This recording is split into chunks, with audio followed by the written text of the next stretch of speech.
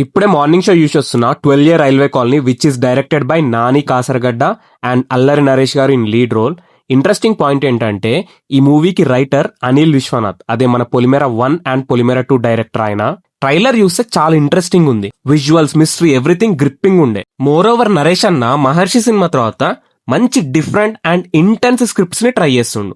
Overall movie మీద అయితే నాకు డీసెంట్ ఎక్స్పెక్టేషన్స్ ఉండే.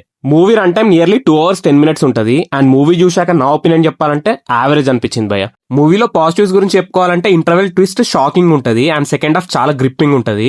ట్విస్ట్లు కూడా బాగానే వర్కౌట్ అయినాయి. నాని డైరెక్షన్ అయితే బాగుంది, డెబ్యూటెంట్ అయినా కానీ బాగా తీశాడు. ఇక నెగిటివ్స్ అంటే మర్డర్ ఇన్వెస్టిగేషన్ పార్ట్ మరీ అంత ఎక్సైట్మెంట్ అయితే ఉండదు. ఫస్ట్ హాఫ్ మొత్తం ఫ్లాట్ ఉంటది, కామెడీ కొంచెం అక్కడొక్కడ వర్కౌట్ అయింది. బీజిఎం కూడా మరీ అంత గ్రేట్ అయితే లేదు. సాంగ్స్ అయితే ఓకే అనిపించినాయి. మూవీలో ఉన్న క్యారెక్టర్స్ కి మనమైతే అస్సలు కనెక్ట్ అవ్వం భయ్య. మెయిన్లీ తెలంగాణ స్లాంగ్, అబ్బో మీరు అస్సలు ట్రై చేయకండి. తెలంగాణ స్లాంగ్ చేస్తే ప్రాపర్ గా నేర్చుకొని చేయండి, లేదంటే అసలు వద్దు. బికాస్ దాని వల్లనే ఆడియన్స్ మూవీలోని క్యారెక్టర్స్ కి కనెక్ట్ అవ్వరు. ఓవరాల్ గా థ్రిల్లర్ మూవీ కాబట్టి ఒకసారి చూడొచ్చు. వీడియో నచ్చితే లైక్ చేసి మన అకౌంట్ ని ఫాలో చేసుకోండి. Thanks for watching.